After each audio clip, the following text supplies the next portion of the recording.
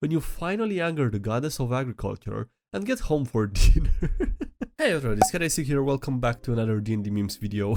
How are you guys doing? Having a wonderful day today. Before jumping into it, I wanna quickly kindly ask you if you wanna take a second to smash the like button. Helps out and I appreciate it lots, so thanks so much for doing that. And yeah, with that being said, I hope you enjoyed the video. I was so shocked to learn that this creature just feels like it's official. When you realize that False Hydra is actually homebrew.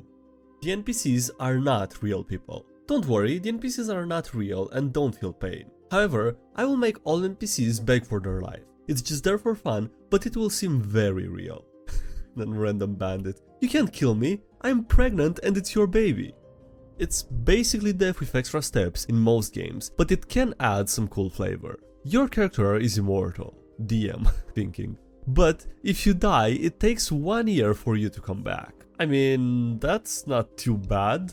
Honestly, you get to be immortal, okay? 1 year of a break every time it happens. It's not that bad. The DM has learned of the forbidden knowledge. My asexual PC with the group of by trying to convince our party to stay the night. They also bake cakes. Yeah, that's how you convince that PC. Bro can't even understand Tasha's hideous laughter, but he still speaks more languages than me, LMFAO. Carry an ogre. Remember guys, even MFs with 1 int can speak common. No excuses for your 8 int orc. Okay, so the carrion ogre has an int of 1, giving him a -5 modifier, Jesus Christ, but he still has common and giant at languages, so yeah. I shouldn't need to waste time and resources homebrewing and balancing something as commonly used in the fantasy genre as potions. Potions are too expensive and require too much setup, and also have too low DCs. You're the DM, you control all of that. Slap. A complete redesign of a fundamental system of 5th edition. Also, my time. Also, you need to prepare the next session. I mean, okay, great argument I guess, but at the same time you can find you can also find pre-homebrewed stuff online that's probably, you know, fairly decently made, right? I played 2 other systems and I made a 3rd, so it's not the only one I play. I just don't need another one in the same style. Why not run Pathfinder? I don't have any problems with D&D as a system that require major changes. I already have 6 years worth of accumulated sources, both official and third party. Only one person that I know plays it, and the rest of my group currently isn't interested in learning another system. 5th edition already works fine for my group for high fantasy ROE games, so I don't need another system. I wish SpongeBob would get out of the way in this panel, it's a little inconvenient. And I already have a fleshed out homebrew world meant to work with the lore and mechanics of D&D, and I don't really want to change it. Valid. Honestly, each and every single one of those is a valid reason, so yeah.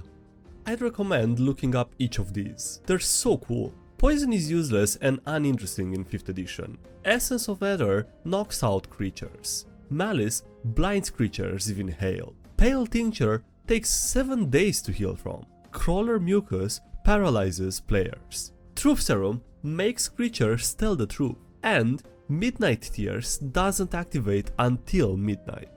I mean, when a game is this brutal, I think it's a fair thing. Traps behind half the doors. 1/4 of the chests are mimics. The big bad evil guy might as well be the reincarnation of Sun Tzu. Lol, my players have analysis paralysis. Yeah, no, the players are the problem here. They're overthinking it way too much.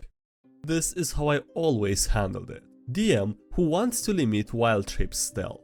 Guards treating every animal like a potential threat, yeah, that's a no. But the good way to do it is guards casting Detect and Dispel Magic continuously as part of their regular patrol and Dispel Magic boundaries at major gates. This is the only class feature that I know of that can work like this. Introduce the Monk Big Bad Evil Guy at level 1 by stunning the party and leaving. Once he's gone, he activates Quivering Palm to knock the Barbarian out. The Barbarian succeeds on the save and dies instead. Okay, no, that was not intended or expected, but I mean, I guess they have a reason to want to, you know, deal with the Big Bad Evil Guy now? Okay. I like D&D, but my god is it slow sometimes. Powered by the Apocalypse. The GM makes a move whenever there's a lull to keep the game going. D&D. So what do you guys want to do? Plan how to open this door for 2 hours? Okay, I'll just be here. I'm sorry, what? Doesn't the DM also, have the ability to, DM, intervene whenever he wants to in D&D as well? What? I watched crit roll for years, and LOVM is adjusting my taste. Simping for Vexalia, that's a no. Simping for Pike, that's the way to go, yeah. Did you know an Echo Fighter's Echo only has 1 health? Because I sure didn't. When you decide to humble your group's rules lawyer by targeting their manifest Echo with Magic Missile. Concern? So in response, they start reading up on Tennessee Code 3913-101. You are not immune to propaganda. Ace PCs when the sirens start singing about garlic bread. Yep, everyone has a weakness. Literally everyone has a weakness, okay? You just can't, you can't escape it. Sorcerer. So you wanna burn and drown? If you insist, Player's Handbook 198. Everyone gets fire resistance when fully submerged in water. Casters with Elemental Adept. Literally not caring about that rule, yeah, okay. I got my mind set on you. You cast Detect Thoughts at a gathering of nobles. The guy you focus on appears to be also detecting thoughts at the time. He shifts his focus on you. The DM says something about the feedback loop and starts rolling dice. Okay, I think you're actually, yeah, that should not have done that. I guess wizards just love their swords. Magic items, going mostly to sword users and then a bit to axe users. Just a tiny few drops. Some say that my world building methods are somewhat unorthodox. Other world builders making precursor artifacts, and then me with roads, nice. Cure with 99% success rate, unless they wanna risk 5d10 damage. Casters can cast Geese on addicts to help them overcome addiction. Skeletor DM will be back with more disturbing facts. The Beholder found out that day that he was truly not that guy.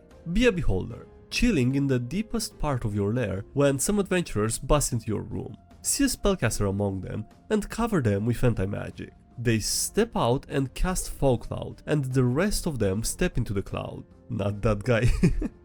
It's me, Doctor. I'm the clown. We should get D&D, but like some way of proficiencies to upgrade better. Like, let's say they have different tiers that bring different skills available only for those tiers. Also, some kind of personalization to weapons would be dope. I don't know how, but I just wanna feel like in The Witcher. Crits definitely shouldn't be limited when you roll a 1 or 20. An attack from a level 20 fighter to a deer is always technically a crit. Makes no sense to be related to a dice.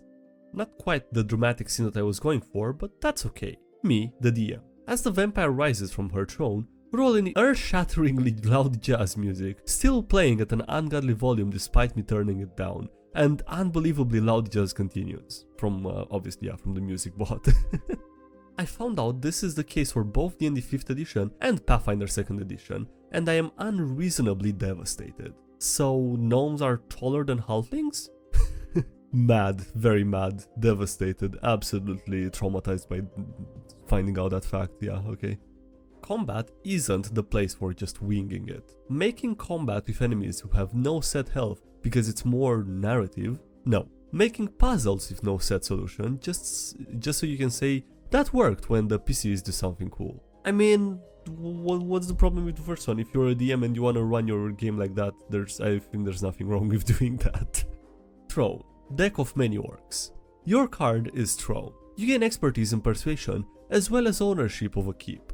Oh yeah, free house. However, the keep is infested with deadly monsters. Oh yeah, free monsters. Wait, hold on, that's not supposed to be a good thing. Listen, I'm a barbarian. If it was acceptable to legally acquire property by beating the snot out of the current residents, I would have gone into real estate a long time ago. Orc barbarian, okay. Well, good thing that's not how it works, pun intended, but yeah. I don't mind it, I just can't imagine it another way. Normal 5th edition rogue, and then the bugbear rogue. After 30, scheduling becomes a true big bad evil guy. What would you do if you had a wide open schedule? I'll tell you what I do, man. 2 D&D games in the same week. No gnomes. You restrict classes and races for cohesive world building. I restrict whatever I want for no reason. Our players think we're the same. Yeah, it doesn't matter what reason you give them for restricting a class, or lack of reason, whatever. They're gonna hate you as much regardless. Maybe I'm tripping, but I'm just not getting the vibes. Hey, what's up? Oh, I was just wishing there was a face subclass for the sorcerer. Wild magic is literally in the first player's handbook. Well, yeah, but where's the fey flavor and abilities? Proceeds to get angry. Why are people saying the 1D&D Great Weapon Master is worse? Great Weapon Master, 4th level feat. The new Great Weapon Master is a huge martial nerf, especially to barbarians. Oh my god, no it isn't. It's a half feat for strength now. The flat boost to damage is way more reliable than it was with the old Great Weapon Master. It does more damage? Of course it does. By, marginally. But yeah, still kind of doing more. When you're a lax GM, how I see myself. I am a generous god. How the players see me. I'll allow it. And the always late one was on time. Gentlemen, it is with great pleasure to inform you that when I said, and we are going to end the session there, my players groaned in disappointment. I'm slowly hating wizards and fireballs by the day. Tiefling Barbarian pulls out a keg of gunpowder and runs into the middle of the opposing squad. Wizard casts Fireball. The DM. Mom, come pick me up, I'm scared. When the party has a bone to pick. Wanted. The Skeleton Crew. $5,000 reward.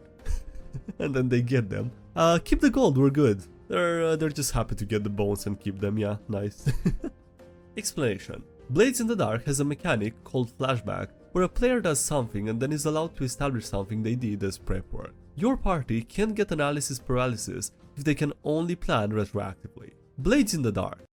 To be honest, in a world where the gods are directly real and competing for followers, I'm not sure how the gods of agriculture and or violence couldn't just force everyone to choose them. When you finally anger the goddess of agriculture and get home for dinner.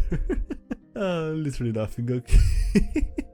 I think you might be remembering this wrong. Alright everyone, pop quiz. How many attacks can a fighter make with their action at level 17? If you said 4, congratulations. You are officially suffering a Mandela effect. Straight from the horse's mouth. Most people rejected his message. If you spend a spell slot during a long rest and finish the rest, you do get the slot back. From Jeremy Crawford. Shut up! They hated Jeremy because he told them the truth. The player's handbook 416. Also, I like how the guys in the picture are also edited to be weebs with waifu t-shirts. And Jesus Christ. Again, the left also has a katana, okay. Should probably not even mention the fedora, but yeah, it's also there. Fun fact. Temporarily interacting with the world is not altering reality. Although it is fantasy, so don't listen to me. My wizard is so powerful, he can alter the very fabric of reality. Does your reality hold up to an anti-magic zone? And yeah, he's angry, of course he's angry. Alright, on that note, that's it for today's video, so thanks for watching, I hope you enjoyed. Don't forget to like, did and subscribe if you haven't already. Also, thank you to everyone supporting the channel on Patreon, as well as the YouTube episodes, thanks for those. Links if you check them out, as the social media, Discord, tab, anything else. And yeah, that's it, thanks for watching, I'll see you next time, bye bye.